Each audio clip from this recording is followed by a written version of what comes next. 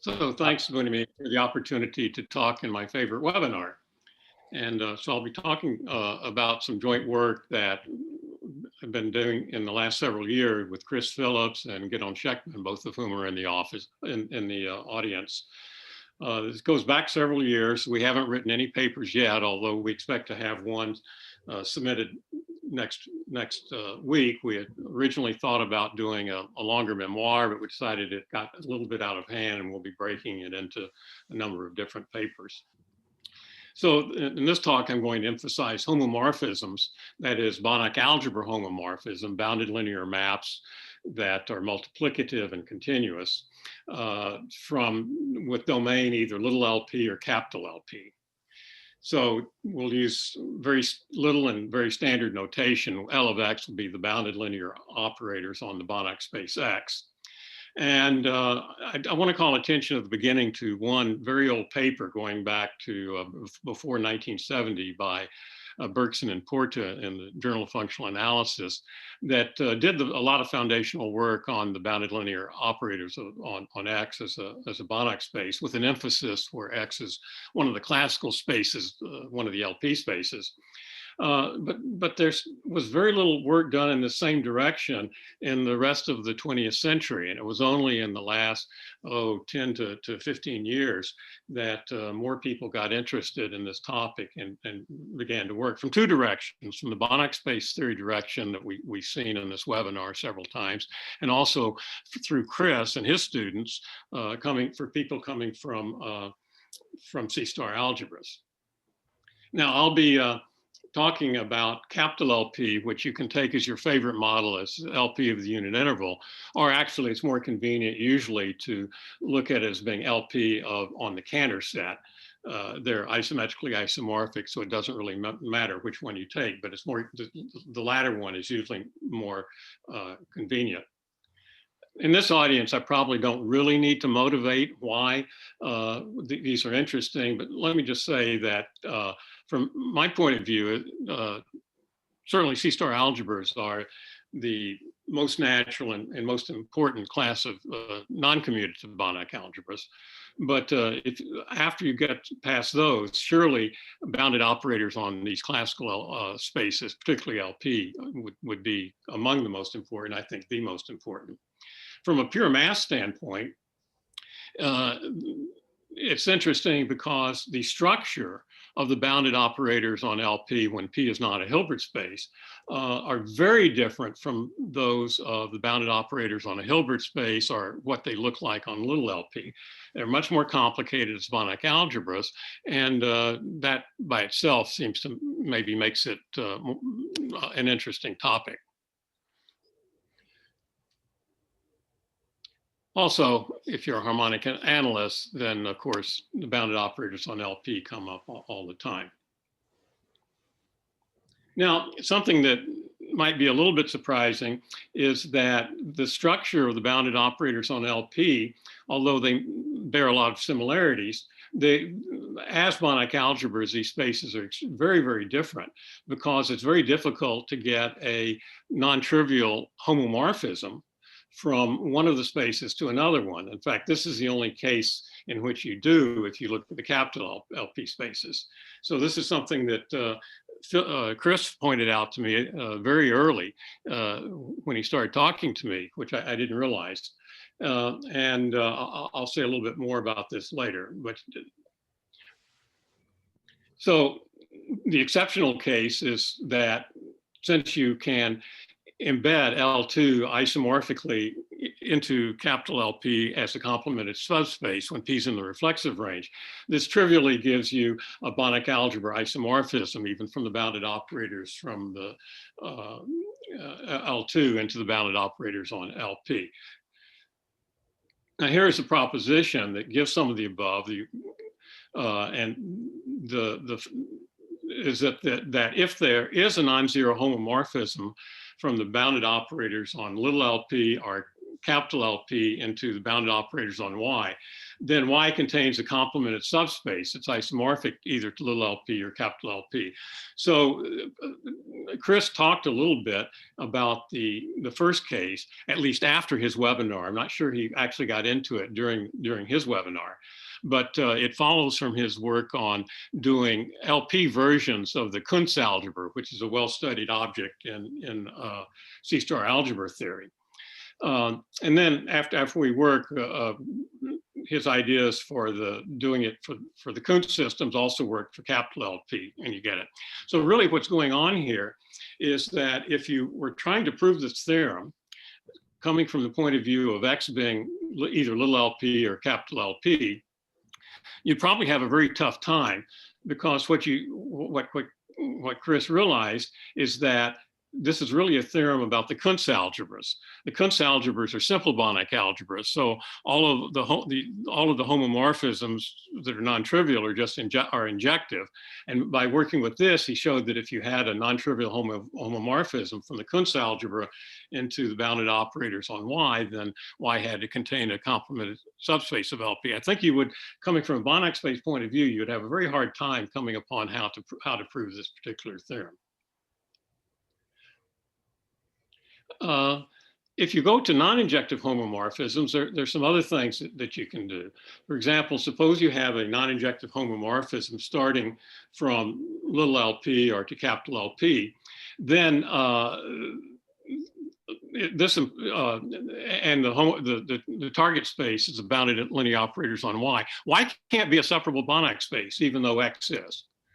So this is a little surprising, but this, for the case P equal 2, goes all the way back to Calkin. And then, as Chris pointed out to me, once you know it for little L2, the similar proof will work for little LP. For capital LP, you have to do something a little bit different.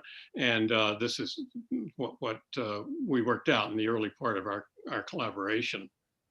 So you can give an idea of the proof of this. I'd like to do that, is that now you know that since the homomorphism is non-injective, that the kernel of the homomorphism, of course, has to be an ideal, a closed ideal, because we're talking about continuous homomorphisms. So the smallest closed ideal on the bounded operators on a space with the approximation property, the compact operator. So in fact, this is really a statement about having a homomorphism from the Calkin algebra.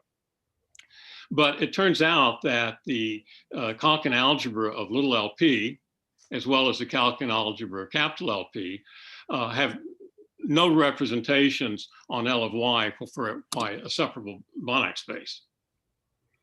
So let me talk about this a little bit more. In order to prove that, in order to prove the proposition, it comes from this lemma that if you start with little LP or capital LP, then you can build commuting contractive idempotence on the space, so that the composition of any two different ones has finite rank, and particularly their compact operators.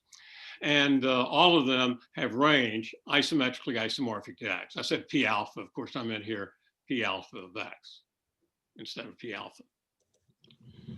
So once you have this lemma, it's very easy to prove the proposition, because pi being a homomorphisms take idempotence to idempotence. So the images of the P alphas are idempotence on Y. And by the multiplicative property of the homomorphism, pi of P alpha, pi of P alpha P beta is going to have to be 0, because this is a finite rank operator by the first condition. So, so this forces the unit spheres of the images to be, disjoint separated subsets of the space Y. Well, that's almost a complete proof. I didn't use the second condition. You have to know that the P alphas are non-zero idempotents. And the way you guarantee they're non-zero is with the second condition, that the ranges are isomorphic to the whole space.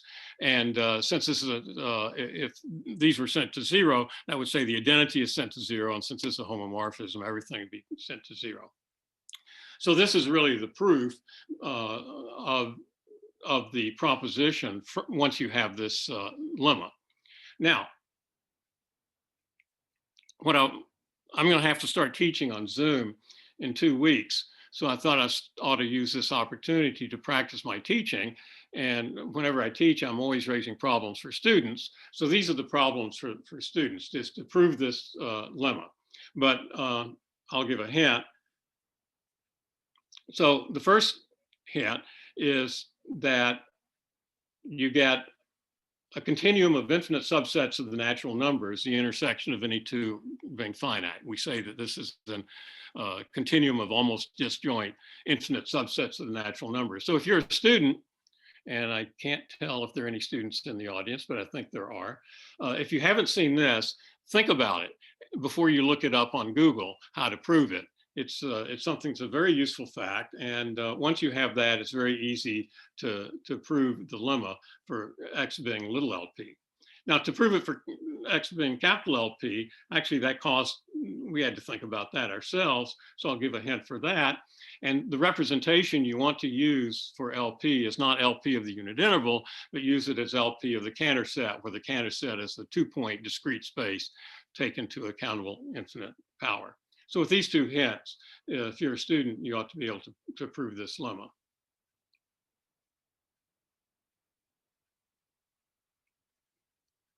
Now, if you talk about going from homomorphisms and even in algebra isomorphisms from LP into capital LP that are not injective, you have this result that goes back to Carlton for the case P equals 2, and March Boating Harjo and he was a student of mine who's now at UCLA, proved that you can get an isometric Banach algebra isomorphism, isometric representation of the Kochen algebra of little LP into the bounded operators on LP of some measure space. Now, from what we said before, this LP, this has to be a non-separable space.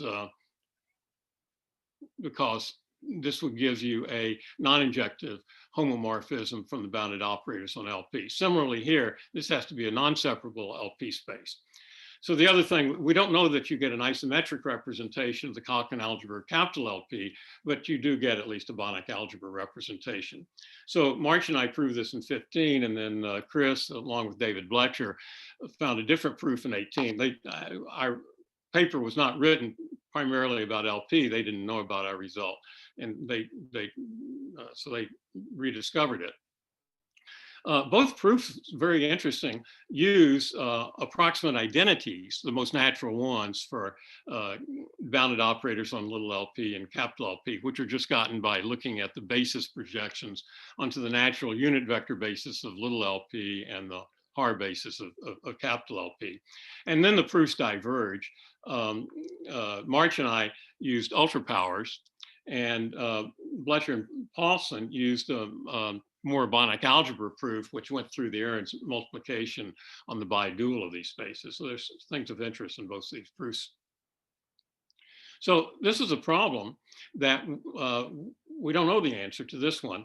What about other non-trivial closed ideals of the bounded operators on capital LP?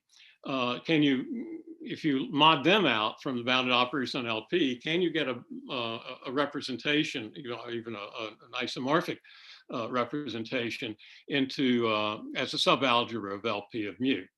This is meaningful only in capital LP spaces because, as we all know, the compact operators on little LP are the only proper closed two-sided ideal in the bounded operators.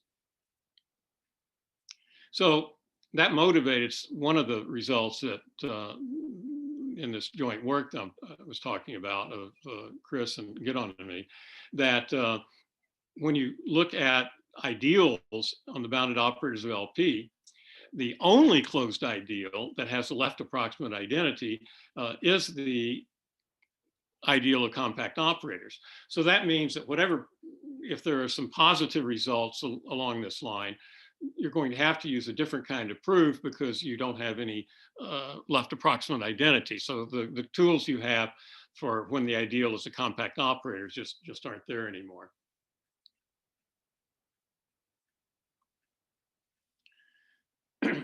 So here I'll raise it formally as a problem, what I just mentioned.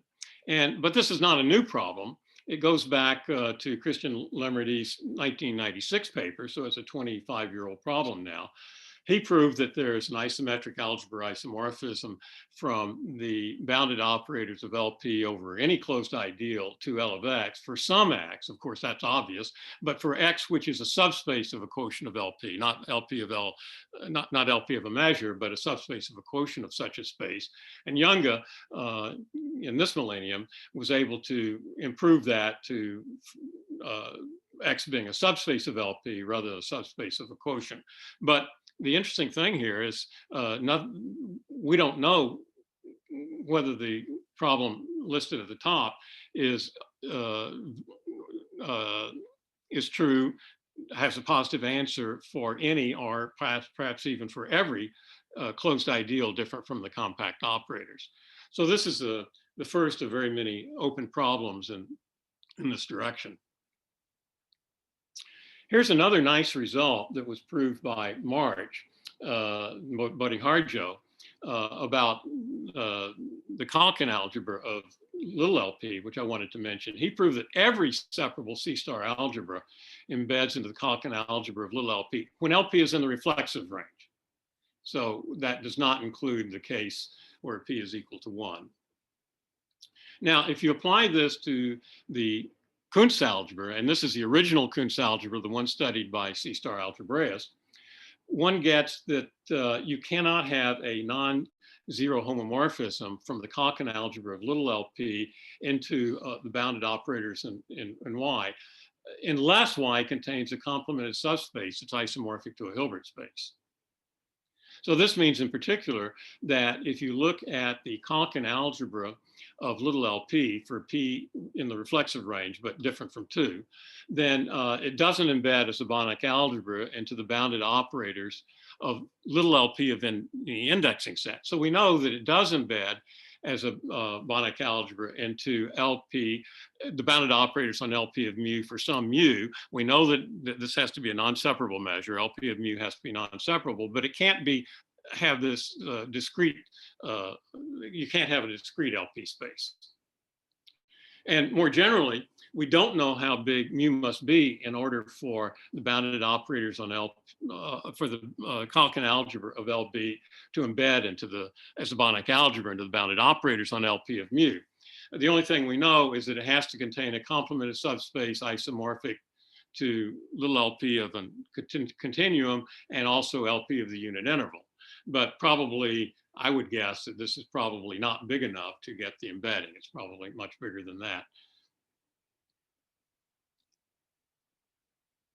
So here's another open problem that I don't know if, since I've thought about this during the COVID time, but I don't know if Chris and Gidon have. Now I want to talk to a topic that has been treated already in Bence Horvath's webinar in the fall. And the definition of the Shea property, I would say, but I found out from Vince I was mispronouncing it. It's the Shea property. A Banach space has a Shea property, and this is just Shea just stands for surjective homomorphism or injective, provided that every surjective algebra homomorphism from the bounded operators on X to the bounded operators on Y is just injective. Well, since it's surjective, that means that it's L of X and L of Y are isomorphic as Banach algebras. And this implies by an old theorem of Eitelhart that X is isomorphic as a Banach space to Y. Now here, I'm only talking about continuous homomorphisms. If I forget to say continuous, I mean it. But I do want to point out that continuity in this case is redundant by a very famous theorem of Berry-Johnson that when you have a surjective homomorphism like this, even it's automatically continuous. So as I said, this was studied by, the Shy property was studied by Benz-Horvath, but actually it was invented by Benz-Horvath in his dissertation. It's a rigidity concept. And he talked about his work in this direction, as well as joint work he did with Tomek Kanya. So one of the early things that Benz pointed out was that little LP has the Shy property. So every surjective homomorphism from bounded operators on little LP to a bounded operators on a Banach space has to be injected. So why is this? Well, suppose it's not surjective. Then since there's only one closed ideal, and it's a non-trivial homomorphism, the kernel must be the compact operators. However, that since that's the only one, we know that the Calkin algebra of little LP has no non-trivial ideal, closed ideal. But if you look at that, if it's then Banach isomorphic is Banach algebra to L of Y, that would mean that L of Y could not have a closed ideal, a non-trivial closed ideal, but it always does as long as it's infinite dimensional. But it must be infinite dimensional because this is infinite dimensional. And so that's an immediate contradiction. So the Calkin algebra of little LP cannot be isomorphic to any L of Y. And so this is how Benz observed that little LP has the Shy property. Now, something he mentioned immediately after that is that it was unknown whether the bounded operators on capital LP has the Shy property. So this was a natural problem for the three of us to look at. And what we proved is that in the reflexive range, capital LP has the Shy property. Now, we first proved this theorem stated up here, but then we, in abstracting that theorem, we realized that really what it showed was what I've called theorem on this page. So this is a general theorem that's a sufficient condition for a Banach space to have the Shy property. So you assume that X has an unconditional finite dimensional decomposition. So finite dimensional decomposition, what does that mean? Well, if you take a Schauder basis, it's a one-dimensional decomposition. Each of the terms is one-dimensional. And if you generalize that to each of those terms as finite dimensional, you get the notion of FDD. And the basics theory of Schauder basis goes over immediately to finite dimensional decompositions with the same proofs. So it's a natural concept. Unconditional means that when you expand a vector in the space in terms of this Schauder decomposition, the convergence is unconditional convergence. So the way you use this, an equivalent way of saying it, is that if you look at the closed linear span of En, this span closure of En for n in some indexing set A, for A is a subset of it, and you call this, say, x1, and you let x2 be the closed linear span of En for n in the complementary set, that x1 plus x2 is direct sum decomposition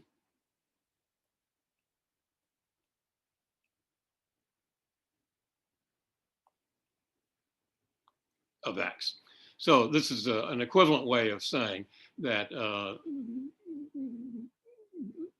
unconditionality. What about this property that I mentioned here of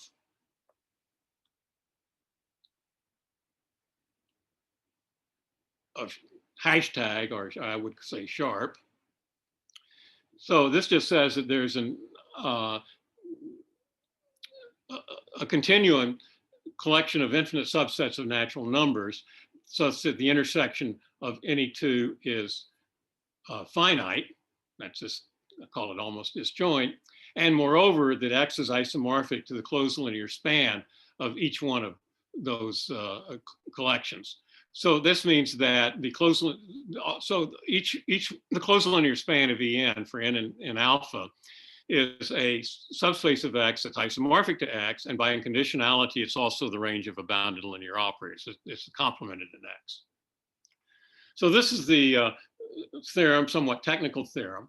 And the last condition is that En has a disjoint lower P estimate for some P. So what does this mean? This means that if you take a collection of vectors in the space, and each one is in the closed linear span of the ENs, where the ENs range over disjoint sets for each member of that collection, then the norm of the sum of those vectors is bigger than or equal to some uniform constant times the little LP norm of the sum. So if this was if these were one-dimensional, we would say that the discrete Banach lattice generated by this unconditional basis has a lower P estimate. So this is just a trivial generalization of this very standard notion. What about this property? So this is the strange property, maybe. It's a technical property, but it's very easy to come up with examples. The most obvious example is that of symmetric basis, because a symmetric basis by definition, a subsymmetric basis just means by definition that the basis is unconditional, and every subsequence is equivalent to the whole basis. So every subsequence spans a subspace isomorphic to the whole space. And this is a subsymmetric basis. This is a definition, and symmetric bases are, of course, subsymmetric. Another way of getting examples is to take the direct sum of two spaces with a subsymmetric basis. And it's very easy to see that this kind of space has a finite dimensional decomposition with this property sharp, so that each space in that decomposition is two-dimensional, not one-dimensional. So this is a case where you want to have this property sharp defined for finite dimensional decompositions rather than just for bases. A less trivial example is that the Haar basis for capital LP, when P is in the reflexive range, has this property. So this requires some background knowledge, but if you know what the Gamlin-Godet theorem says, then it's a very easy fact.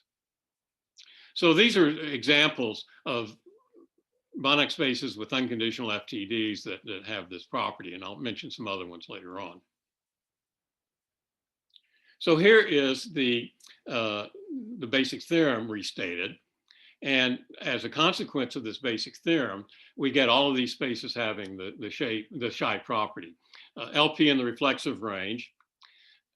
A Banach space has finite cotype. Finite cotype, well, more generally, if you know what this means, there's a notion of cotype for every finite P, and if a Banach space has cotype P, then the unconditional basis trivially has a disjoint lower P estimate for the same value of P. So this is standard notion Banach space theory. Another example is the Schotten class spaces, SP. So these spaces have an unconditional FDD, and the spaces have cotype P. By the way, these spaces do not have unconditional bases. So this is another reason for considering, in this definition of the sharp property, to allow unconditional FDDs, not just unconditional bases, in order to include these non-commutative LP spaces. We also thought about complemented subspaces of capital LP. So in Gidon's webinar, he pointed out that there are Aleph1, at least, different complemented subspaces of capital LP in this reflexive range, with P different from 2. And these were constructed. There's some natural ones that come from natures. There's another, I think, 7 or 9 constructed by Rosenthal. And then Gidon constructed countably infinitely many. And then later he and Rosenthal and Bourgain constructed Aleph1. So if you include all of those up to the time that he constructed his countably many, all of those have this Xi property. What we don't know is whether the ones that he and Bourgain and Rosenthal constructed, whether these also have the Xi property, or whether maybe every complemented subspace of capital LP has a Xi property. Also, although it doesn't follow immediately from the theorem, the Schotten spaces at the endpoints, the S infinity is the compact operators, and S on Hilbert space, and S1 are the trace class operators. They also have psi, although there you have to do a generalization of the notion of property sharp in order that it still works.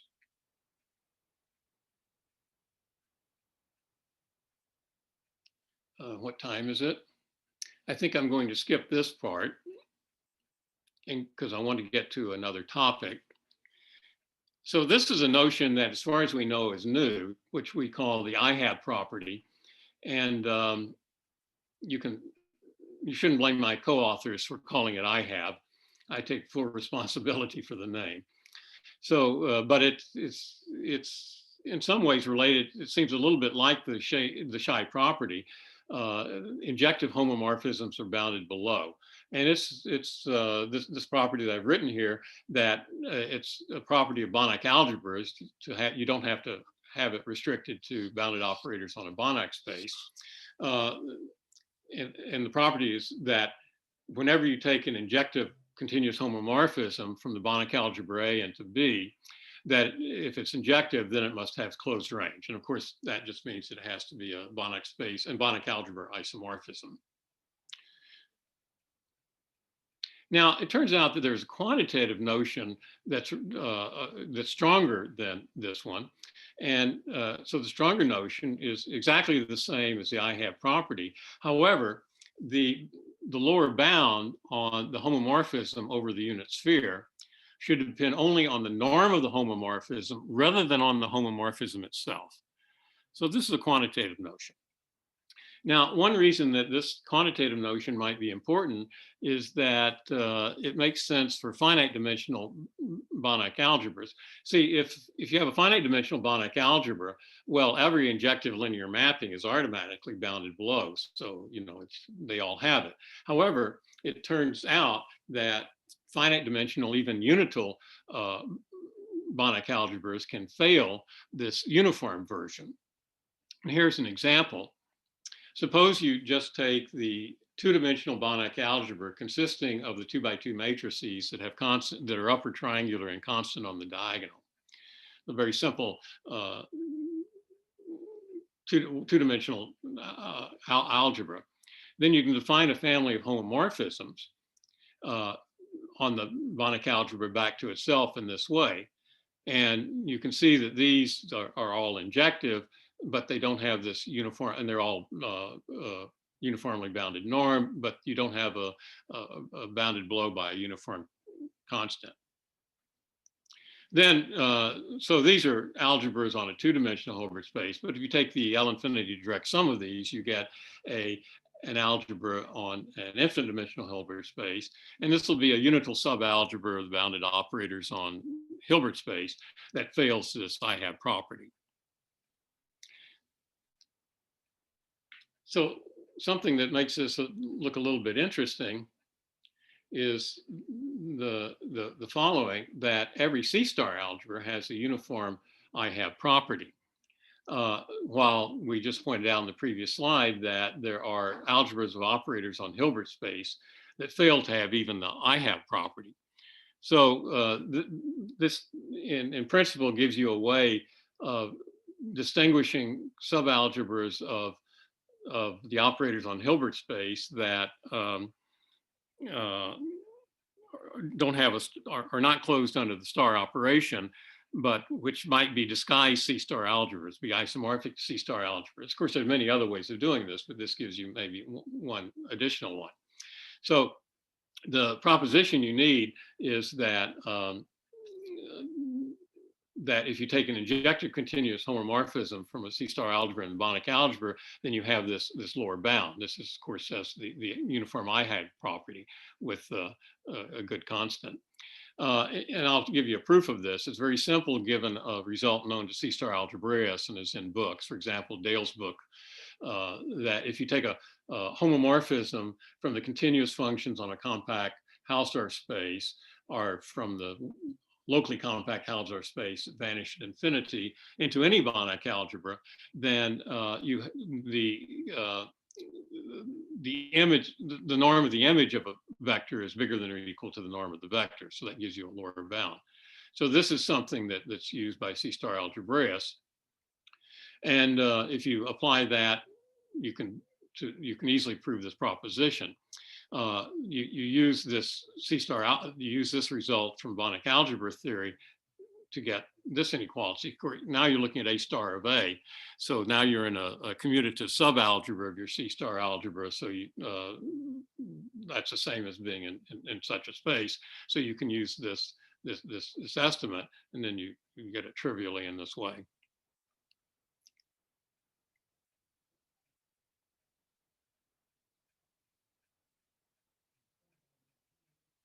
So here is the lemma from which we derive all further theorems about the I have property. So it's a very simple statement and a very simple proof. Suppose you have in your Banach algebra A one vector, one non-zero vector A, that factors through every other vector with control. In particular, if X is of norm 1, it factors through with B and C having control norm. Then this implies that A has the I have property. And if you're lucky enough that this is an idempotent, this gives you also the uniform I have property. So this is a very simple lemma. Here's a proof of it. Suppose that the Banach algebra fails the I have property, but has the property given in the hypothesis of the lemma. Then that means you have a sequence of unit vectors in A whose norms under the homomorphism go to 0. That's the definition. So now you just write these, this special vector A as factoring through each one of these xn's with control norms. Then you have this inequality by using the multiplicative property of phi, and you get an immediate contradiction. That's all there is to it. And then if A is an idempotent, then you could do it even more simply, because that means that if A is an idempotent, then phi of A is a non-zero idempotent. So this norm here is at least 1, and that would give you the uniform I have property. So this is a very simple lemma, which I'll repeat here. But then as immediate corollary of this lemma, you get the following. If you take any closed subalgebra of the bounded operators on a Banach space that contains the finite rank operators, then that algebra automatically has the uniform I have property. Why? Because you can simply let A be any norm 1, rank 1 projection, which by hypothesis is in the algebra. And since all the finite rank operators are, this rank 1 projection will factor through anything in the algebra, because when A is rank 1, you can always choose B and C to be of rank 1. In particular, the bounded operators on a Banach space automatically has the uniform I have property. The injective homomorphisms are bounded below. Now, when we realized this, and with such a simple proof, we felt, this is a theorem that must be known. And there are some people in the audience that know much more about Banach algebras than I do. And I'd like to know if they've seen this fact recorded anywhere in the literature, that injective homomorphisms with domain L of X are bounded below.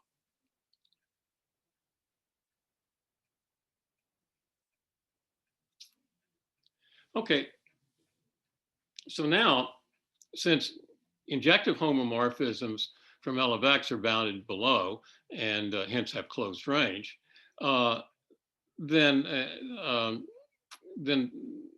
all homomorphisms of L of X will have closed range if all quotients of L of X by non-trivial closed ideals have I have. In fact, it's an equivalence. So once you take care of injective homomorphisms, you only have to consider non-injective homomorphisms. And that's so saying that a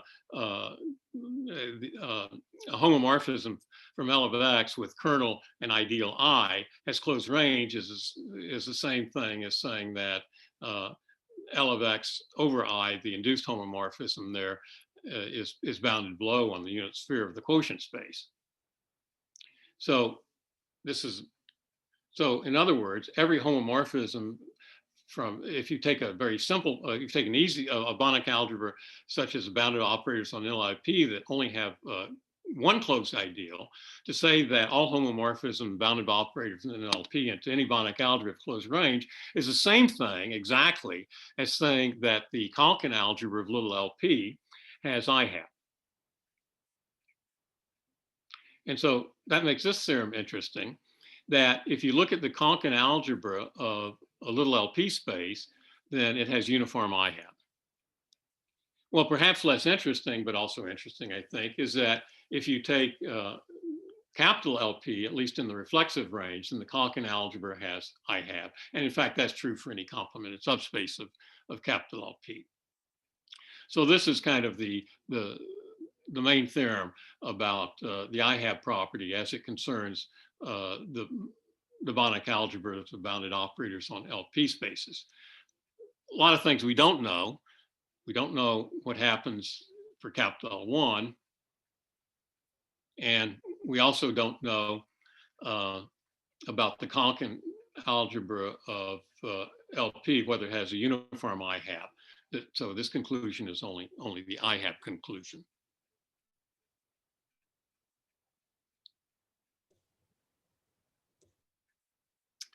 So here is a, maybe I'll, before I go to the last slide, I'll say something about the proof of this.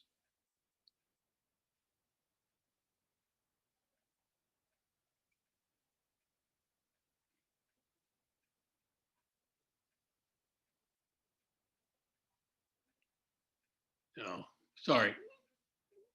Thought I had it there, but I don't.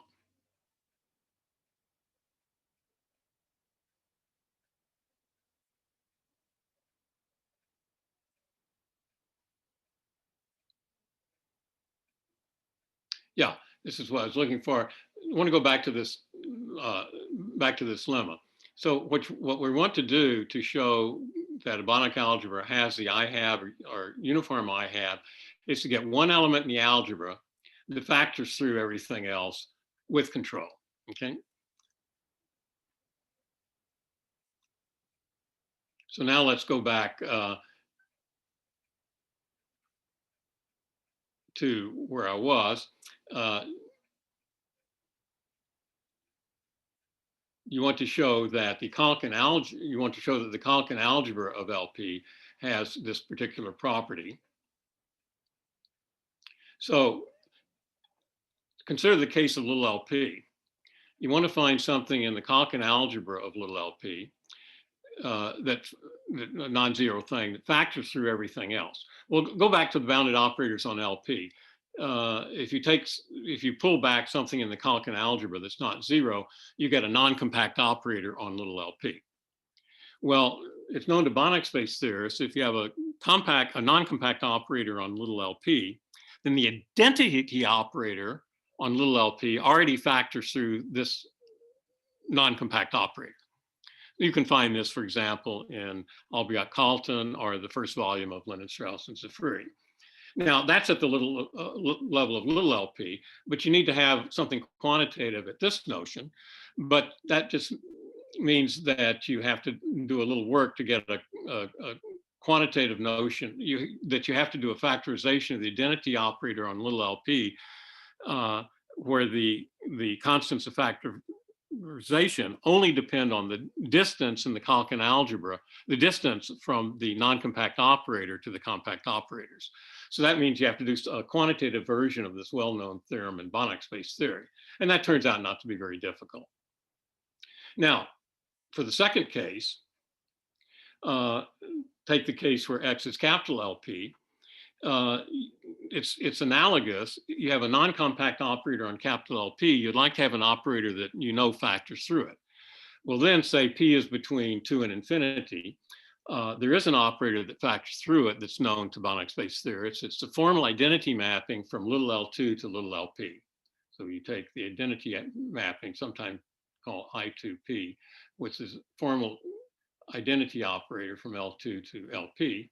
This is 2 less than P. Then this factors through every non-compact operator. Now, this is not an operator on LP, but capital L2 is a, oh, I'm sorry, I meant to say it this way, little LP. but little L2 is a complemented subspace of capital LP, and little LP is a complemented subspace of capital LP. So you can think about this as being really an operator going from capital LP back to itself. So this operator factors through your compact operator, your non-compact operator. And as long as you can do that with some quantitative control, then you can prove this thing down here.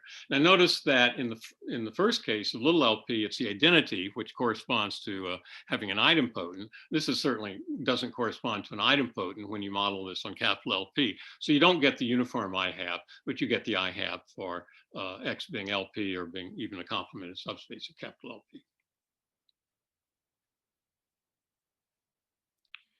So one last theorem that I'd like to mention is the corresponding problem to what is solved for little LP here, that all homomorphisms for little LP have closed range. So what about capital LP? Is it true that all homomorphisms from capital LP have closed range? So this is equivalent to saying that if you mod out a general ideal from capital LP, must it have the I-hab property? And here the answer is no. And here's an example. Suppose you take the ideal of operators in capital LP so that the identity on L2 does not factor through the operator. So that turns out to be a closed ideal. It's obviously an ideal, and it follows from a very old theorem I proved in 1970 that it's actually a closed ideal. But this Konkin algebra does not have the I-hab property. Consequently, the bounded operators on LP have the property that there do exist homomorphisms into Banach algebras that don't have closed range. And now I see that I have come to the limits of my time. So let me just say thank you for your attention. And also, I will say Happy New Year. Well, thank you, Bill. All right, questions, comments?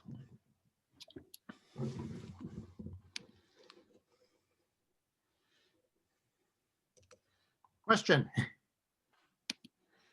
This Yes, is one of the things. Yes? Am I on? Yes, please. Yeah, I can hear you. Yeah, so unsolved question. Suppose you have a norm-closed subalgebra of the boundary operators on a Hilbert space. Suppose it has I-hab, or let's say all of its quotients do, or uniform I-hab. Is it isomorphic to a C-star algebra? Great question. David Bletcher and I tried to get something on this and failed.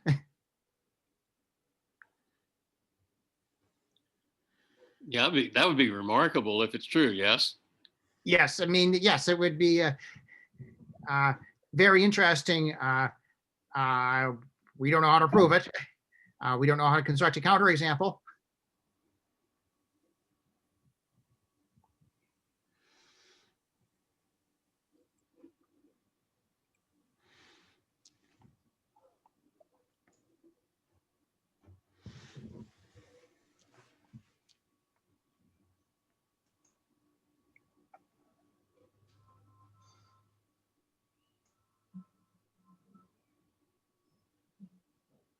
Yeah.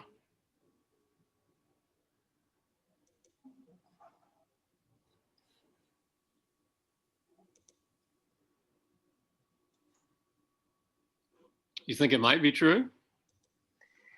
Well, naively, yes, right, because the sort of obvious kind of counterexample to, or the obvious kind of non-self-adjoint subalgebra is triangular, upper triangular matrices. But that's probably far too naive to give any judgment, and I have no real intuition about this, so I don't really have an opinion. It's probably too good to be true, I should say. Yeah, so, well, like for example, all nest algebras will fail I-hab, I guess. Yeah?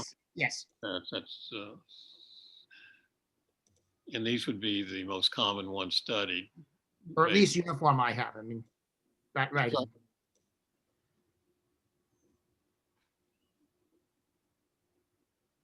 but there's lots of others around, and right, there's an enormous variety of non-self-adjoint subalgebras of boundary operators in Hilbert space.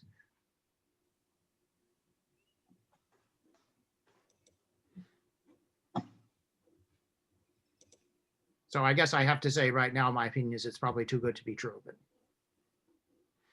Yeah, it would be remarkable if it's true.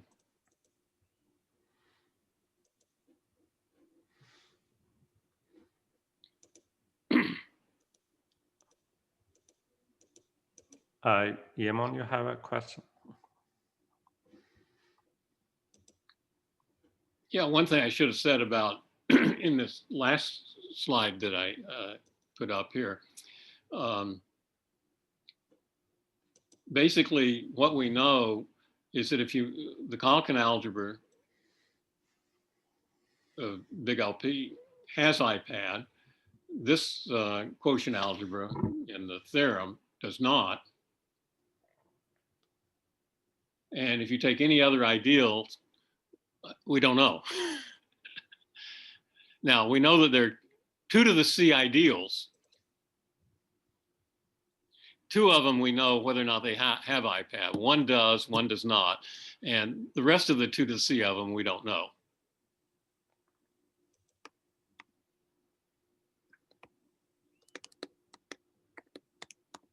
I guess the most interesting ones would be the unique maximal ideal.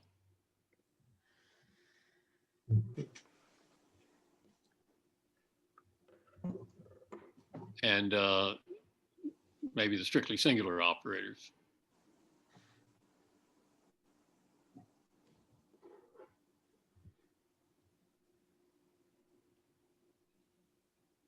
What about the ones generated by complemented subspaces? We don't know that. Huh? Even complemented, well,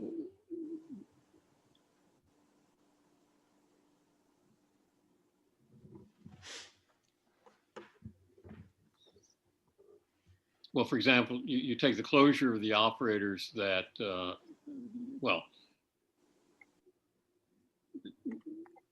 that do factor through L2, for example. This would be another natural one. Yeah.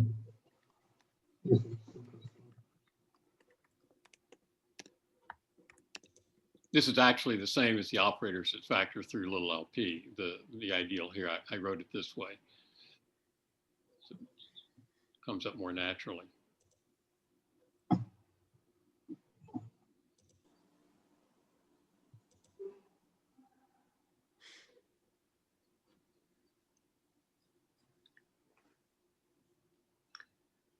So I was going to ask Chris to repeat his question, but I think I've just seen him leave. Oh, his question was, suppose you take a subalgebra of the operators on Hilbert space that has IHAB, or maybe even uniform IHAB. Must it be isomorphic as a Banach algebra to a C-star algebra? Right, right. So if you're looking, if you care about, well, everybody cares about C-star algebras, but suppose you care about general algebras of operators on the Hilbert space, you want to know whether they're disguised C-star algebras, right? You're not given the star operation, but you can impose a star operation on them. You can invent one for them. I mean, this is not so easy yeah. to tell. I admit sorry? No, so if it's equivalent to the yeah. IHAB or uniform IHAB property, that would be really an interesting fact. Well, I admit I know of only one kind of algebra, subalgebra of L of H that looks like a C-star algebra but isn't. But I'm probably the one on that paper who understands the algebra the least. So yeah, maybe that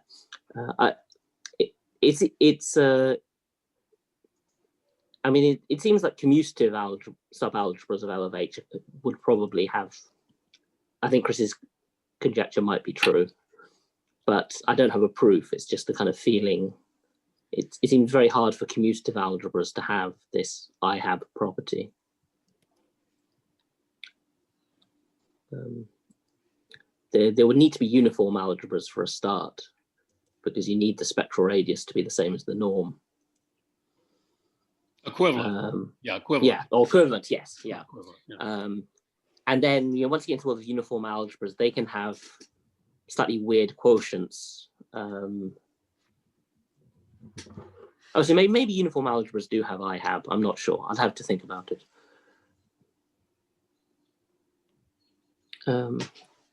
Yeah. Okay. Well, it's. I don't remember seeing this condition before, but I could ask. I could ask Garth Dales, who certainly has a lot more extensive experience than me on this kind of thing. Well, yeah, or even if if the simple things are known, that it's known for L of X, even without anyone defining it. Yeah, maybe no one bothered defining the concept, but notice that L of X has this property. The proof is simple enough that one kind of assumes that someone stumbled over it. Yeah, there hasn't really been much, I think, said about homomorphisms from L of X into other things, apart from Idelheit's theorem. Yeah. I was wondering that there's a result, and I don't really know, where it first came up, concerning homomorphisms from, well, I think A of X, but let's just say K of X for present purposes. So from the approximables, A of X into L of Y.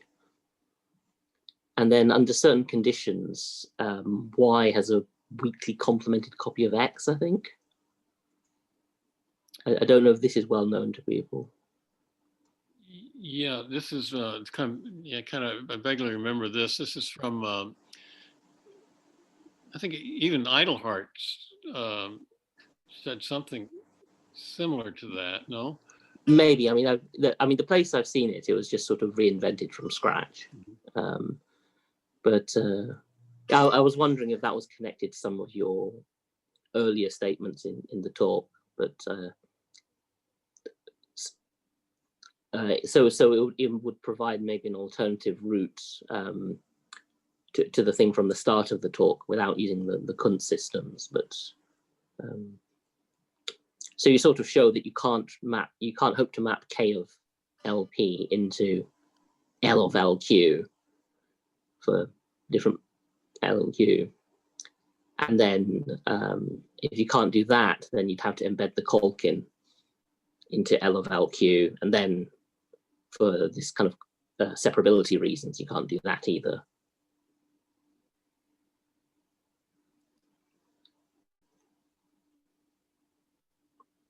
But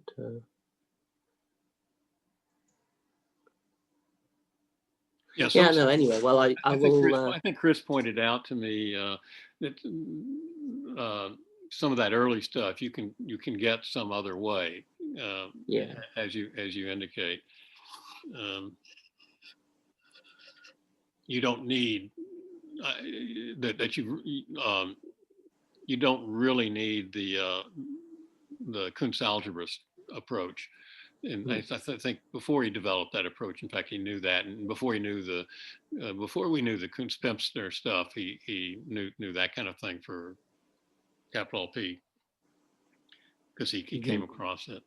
Yeah, so there is a little bit in the literature about that. Yeah, there's I think there's not been much said in the Banach algebra world about L of X, just because it looked sort of perhaps too daunting, I think.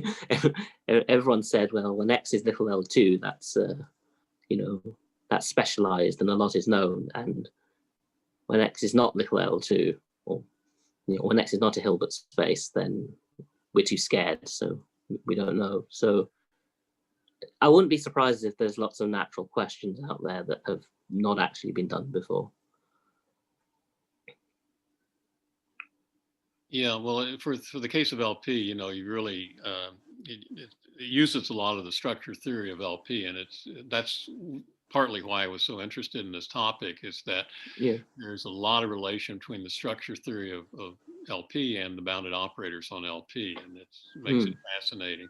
Our collaboration to some extent started when Chris kept asking me questions about structure theory on LP. I said, well, yeah, but why is the C-star algebra interested in this kind of question? And occasionally he would ask me questions I hadn't thought about. I got to pay more attention to this. And then we started. Yeah.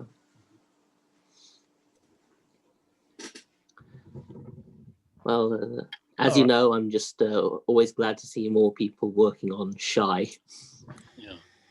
I think it's very nice, the stuff Ben's got, and it's good to sort of see, you know, it's sparking people to kind of, you know, run further with it. Yeah, it's well, certainly a relevant, very good concept. And Ben, so why is it Shy rather than Shay?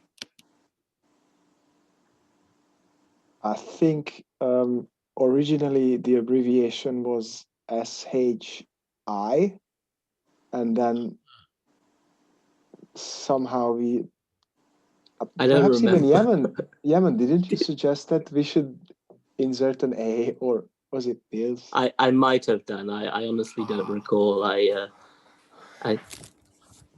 think I should hold up my hand and take responsibility for inserting the A. Yeah. And that was purely for the reason that I thought if you had an SHI and then theorem, there would be a slightly unpleasant acronym coming out of it. Yes, that would be unfortunate.